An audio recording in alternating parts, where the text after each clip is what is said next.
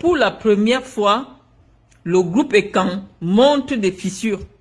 Parce que ce qui se passe en 2025 n'est pas anodin. Sur 15 candidats, sur 15 candidats, il y a 5 qui sont ECAN. Ça veut dire que les ECAN ont vomi leur propre fils.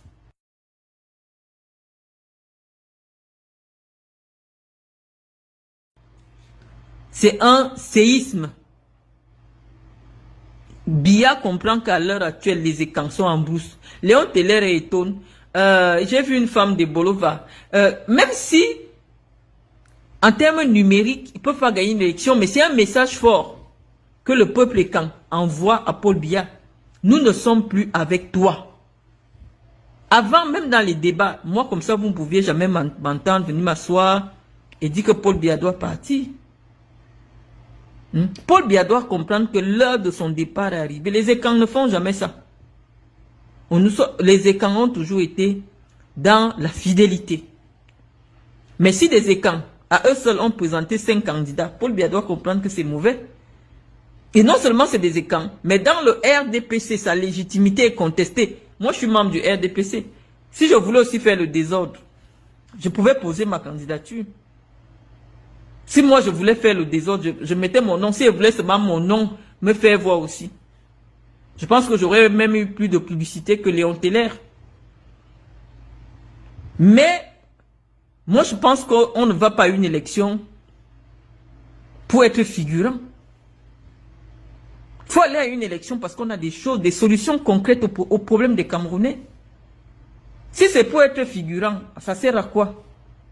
Qu'est-ce que tu proposes? Quelle est la solution que tu as à la souffrance des Camerounais? Ce n'est pas le moment des one-man show. Les Camerounais souffrent énormément. Et c'est pour la raison pour laquelle je ne veux pas commenter ces...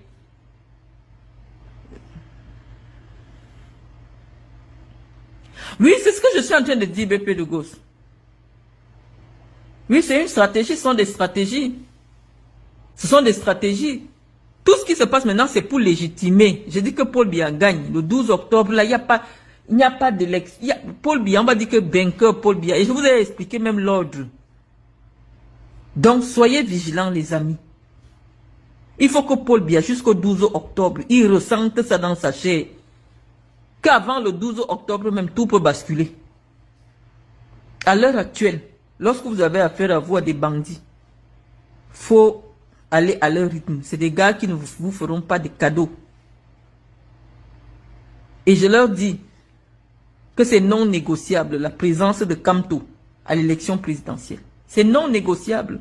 Même si Kamto n'a pas donné les 30 millions, l'argent qu'on a donné à Paul là, donner ça à Kamto, il dépose.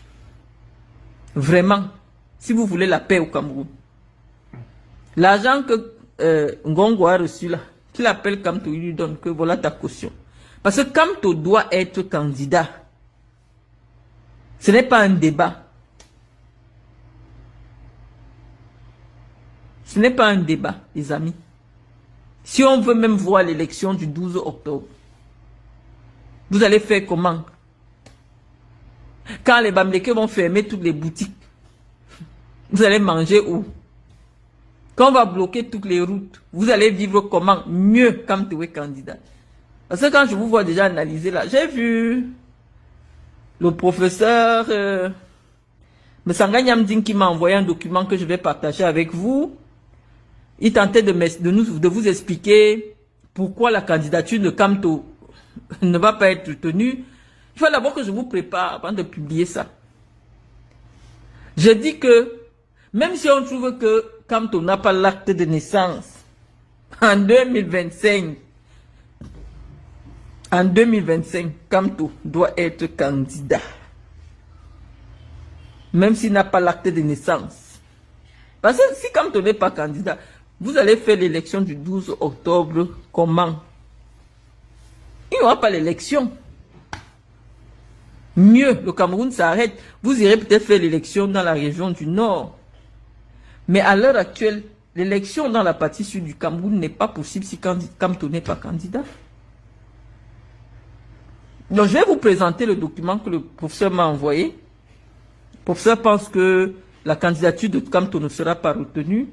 Je ne voulais pas prendre cela sur moi. Il m'a envoyé le document.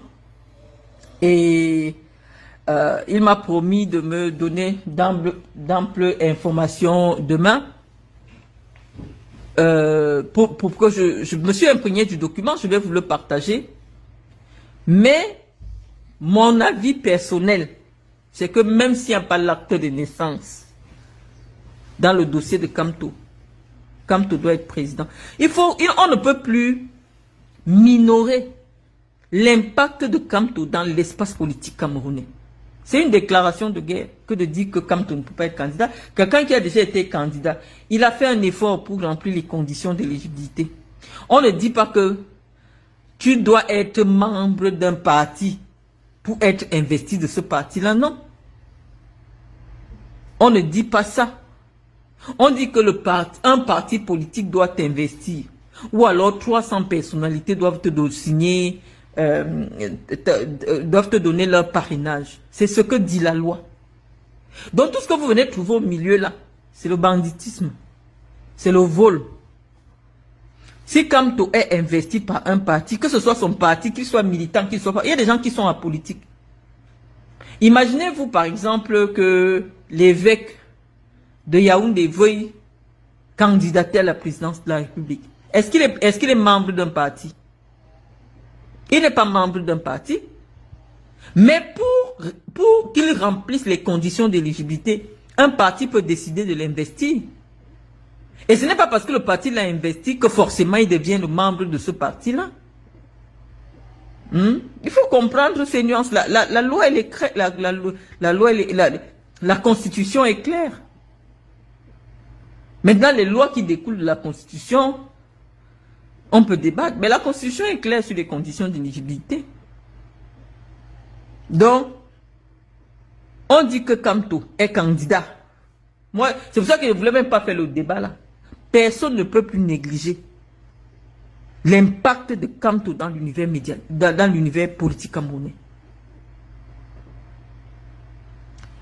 Refuser la candidature de Kamto à 2 mois de l'élection, c'est une déclaration de guerre.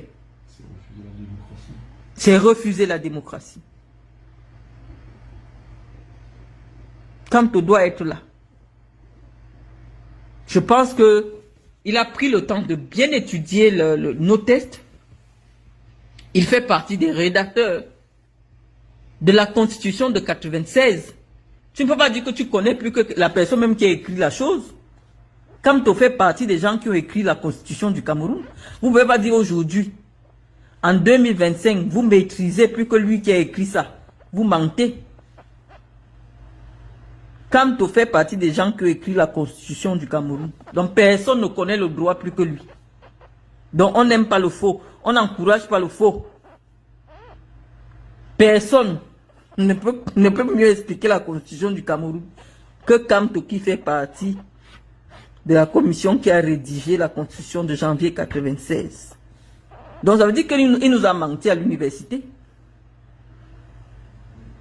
On ne dit pas que la République dépend de lui. On dit que quand vous partez dans une bagarre, respectez d'abord les forces des uns et des autres. Lorsque vous avez quelqu'un qui compte au moins 2 millions de gens derrière lui, respectez-le, respectez-les. Parce que je dis, on dit que l'interprétation de la loi, c'est-à-dire chacun est libre aujourd'hui d'interpréter comme il veut. Mais on vous dit que celui qui candidate aujourd'hui fait partie de ceux qui ont écrit la Constitution du Cameroun. Il connaît les méandres de la Constitution. Il connaît là où il y a le piège. Parce qu'il faut que je vous parle en français simple.